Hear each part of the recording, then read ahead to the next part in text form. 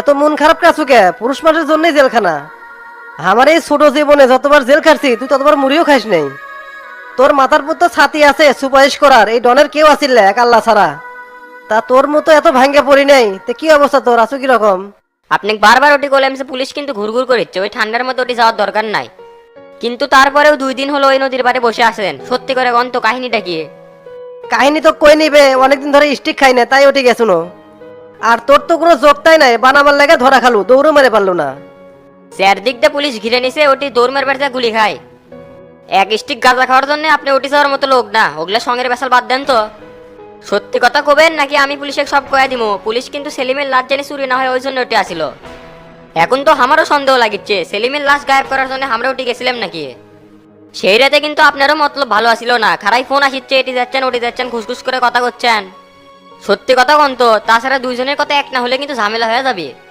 Police কি তোকে রিমান্ডে নিছিল? সকালবেলা নিছিল, গাজার কথা কয়া পিছলে পারছি। শালা এসাই তো সেই গরম, আমার তো গিটেট কয়টা বাড়ি মারছে, আবার শোনা পেলাম সন্ধ্যার পরও বলে রিমান্ডে নিবে। কে রে, আমি যে তোর সাথে আসুনু এই কথা আবার কছু নাকি? না না, আপনাদের বিষয়ে ওটি কোনো কথা হয়নি, খালি জিজ্ঞাসা করছিল যে তোর সাথে আর কারা আসিল, আমি অন্য কারো নাম গায়ে কেটে দিছি। আপনি শুধু রাতের রিমান্ডটা ঠেকানোর ব্যবস্থা করেন, না হলে কিন্তু বিপদ হয়ে যাবে। তোতা ভাইয়ের সাথে কথা কে যত তাড়াতাড়ি পাই তোকে বাইর করার ব্যবস্থা করেছি, আর আমি যে ওটি আসুনু কোনোভাবেই এই কথা স্বীকার হব না।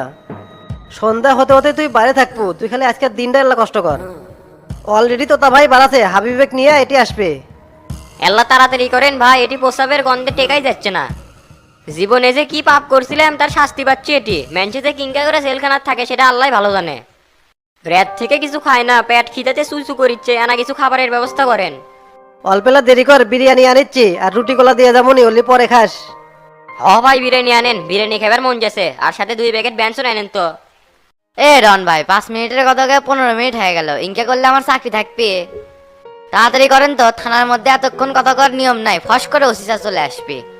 কথা শেষের মধ্যে ভাই মুই কি খাবি সেটা এলা শুনলাম। যা দিবেন প্যাকেট দেন, খোলা খাবার যান দিয়েন না, খোলা খাবার এলাও নাই। এ ভাই কামনা খাম হয়ে গেছে, ওই না বিরিয়ানি খাবার চাচ্ছে। দেখেন ভাই আপনি কোনো ব্যবস্থা করে পারেন নাকি, সিঙ্গাড়া খাবার চাচ্ছে, না খাই পারলে মন খারাপ করবে। আপনারা নেতা খেতা মানুষ যদি সহজ জিনিস না বোঝেন তাহলে সাধারণ মানুষ বুঝবে কিংকা করে। খোলা খাবারে পয়জনও থাকতে পারে, এতে যদি আসামের কিছু হয় তার ড্রাইভার কেটে নিবি। অতএব খোলা খাবার নট এলাও, বিরিয়ানি দিবার যে কোনো সিনিয়র অফিসার বুঝা পারলে আমার চাকরি নিয়ে টানাটানি শুরু হয়ে যাবে। যেরকম করে হোক বিরিয়ানি ঢোকার ব্যবস্থাটা করে দেন ভাই, 100-200 টাকা দেবনি। কি যে কন ভাই, আবার টাকা দিবার চান? আচ্ছা কেটে এসে ফোন দিন। যা করবেন তাড়াতাড়ি করেন, ওসি স্যার আসার আগেই কিন্তু করা লাগবে। আচ্ছা আচ্ছা ভাই যাচ্ছে।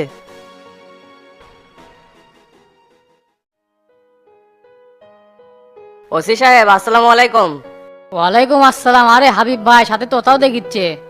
হঠাৎ করে 2 লিডার একসাথে থানাত কোনো সমস্যা হয়েছে নাকি? সামান্য না সমস্যা আছে, সেই জন্যই তো আপনার সাথে সাক্ষাৎ করবে আসলাম। এমনি এমনি তো আর থানাত আসবেন না ভাই, সমস্যা হয়েছে দেখে যাচ্ছেন, আপনারা হলো দুনিয়ার ব্যস্ত মানুষ। আপনারা যা শুরু করছেন, থানাত না এসে উপায় আছে নাকি? গত রাতে আমাদের এক কর্মী গ্রেপ্তার করছেন, এই সময় ছেলেবেলে বাইরে থাকবে, এটাই তো স্বাভাবিক।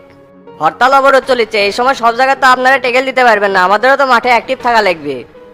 যে স্পট থেকে গ্রেপ্তার করা হয়েছে ওখানে ভালো উদ্দেশ্য কেউ যাবি না। রাত বাজে 2:20 আর ওই ছেলেটা কবরের পাশে লক্কর ঝক্কর করতেছে। তখন সন্দেহের বাসে আমাদের লোক তাকে অ্যারেস্ট করে থানায় নিয়ে আসে। খুবই নিরীহ একটা চ্যাংরা, বিয়ে শাদী করে নাই, রাতে ঘুম ধরে না, সেই জন্য ওই দিক দিয়ে ঘোরাফেরা করে। হ্যাঁ, খুব একবারে নিরীহ, দুনিয়াদারে কিছুই বুঝে না, সেই জন্যই তো নদীর ধারে বসে গাঞ্জা বানাচ্ছিল। অক রিমান্ডে নিয়ে জিজ্ঞাসাবাদ করা হয়েছে, আর কথাবার্তার ডাইশ ভালো না, সন্দেহজনক। আরে ভাই, আপনি যেমন ভাবছেন বিষয়টা তেমন না, এই যুগের চ্যাংরা ম্যাংরা টুকটাক একটু খায়, পলিটিক্স করে, এসব জিনিস টুকটাক না খেলে পার থাকে না, এগুলা সিরিয়াস ভাবে নেওয়ার অত কিছু নাই।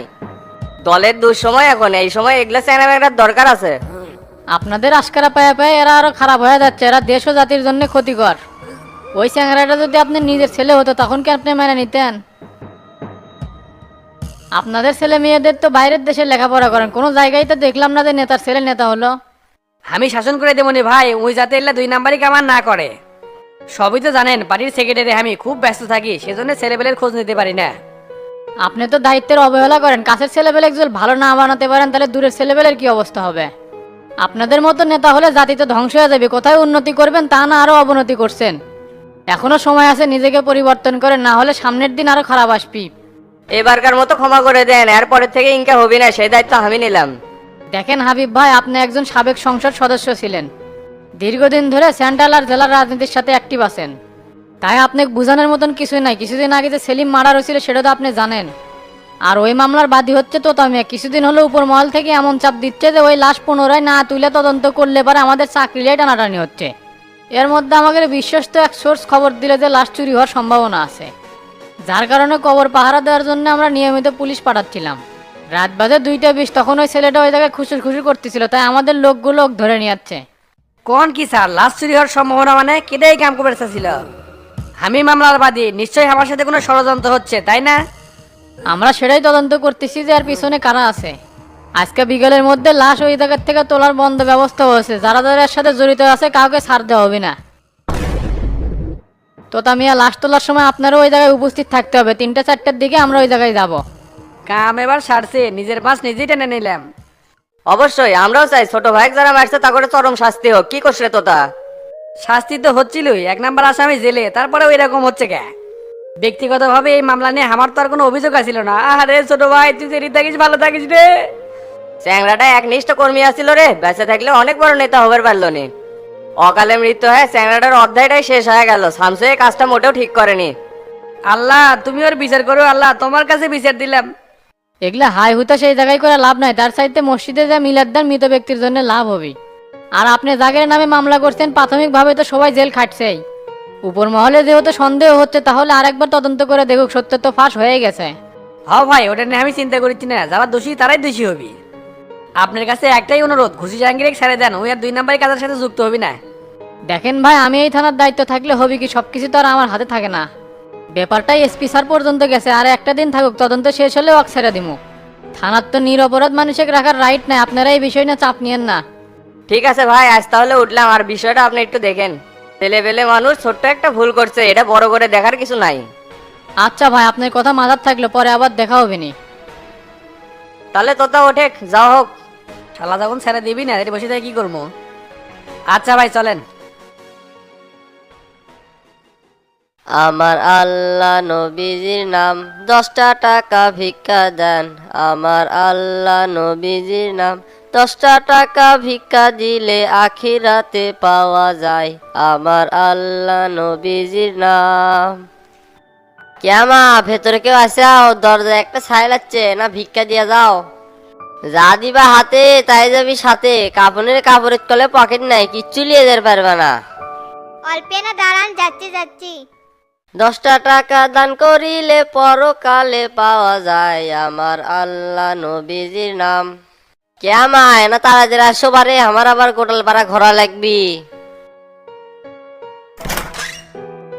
আপনার জন্য কিছু চাউল আনছি, নেন। তোমাকে না চেনা চেনা লাগছে, কুটি বানি দেখছি, মনে পড়ছে না। কাকবান হাওয়ার মতো দেখছেন, টাকা আমার সাথে গুলাচ্ছেন। এই গ্রামে আমি 5-6 বছর হলে ভিক্ষা করি। কেরাকার বউ, কেরাকার ছোল সবই চিনি।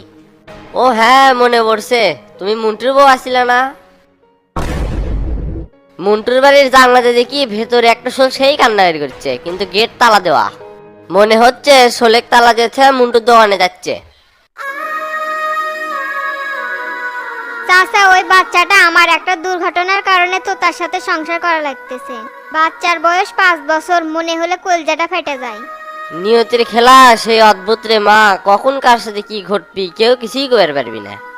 মাসুম বাচ্চাকে রেখে যাচ্ছু, আল্লাহ তার দায়িত্ব নিবি, চিন্তা করিস না রে মা। তবে মুন্টু চেংড়াটা খুব ভালো আছিল, অসুখ বিসুখ হলে দোকান থেকে ওষুধ দিলে টেকা নেয় না। ভাগ্যে আসিল তাই ঘটে গেছে, এলে নিয়ে আর চিন্তা করি না। আপনি একটু দাঁড়ান, আমি ভিতর থেকে টাকা আনতেছি। আচ্ছা মা, যা।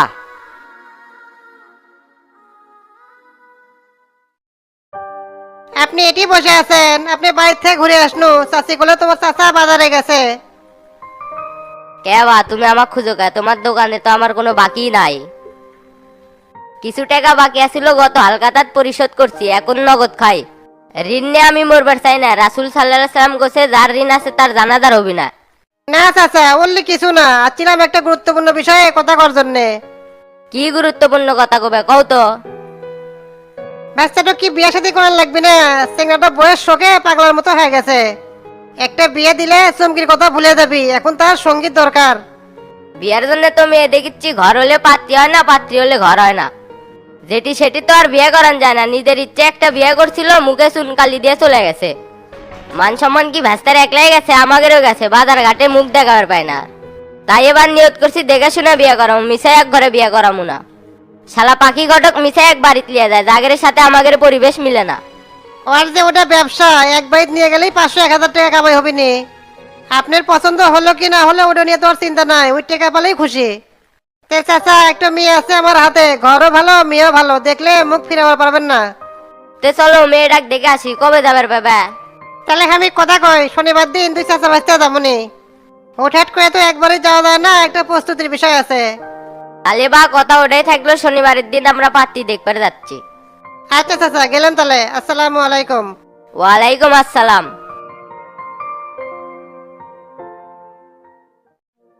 পাবনা যে যাচ্ছ, যে আবার হামাক ভুলে যাবনি না? এমনিতে যে সর্দি জ্বর লাগছে, আমি কি একাই এলে সব কাজ কাম করে পারমো? ই যে অনমায়, আপনি ই আর বলা নাই, আপনি আমার এলতে ব্যান করতেন, আপনি আমার জন্য পেরেছ না। বুড়া মা আছে, তার সাথে অনেক চলে আসমো। আমি তো শনিবারের রিটার্ন টিকিটও আটছি। ভালো করছো। আর টাকা পয়সা কি আরো কিছু লাগবে নাকি? যদি কিছু লাগে তাহলে আমাক মন খুলে করতে পারিস।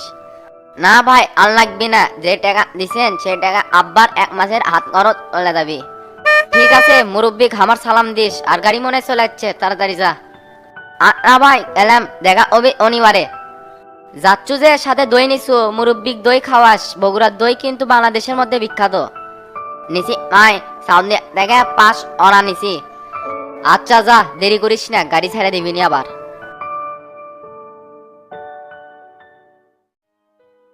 স্যার ডমাচ্ছে, আপনার সাথে কথা কবি। ঠিক আছে, ওনাকে ভিতরে পাঠিয়ে দাও। ওকে স্যার, পাঠাচ্ছি।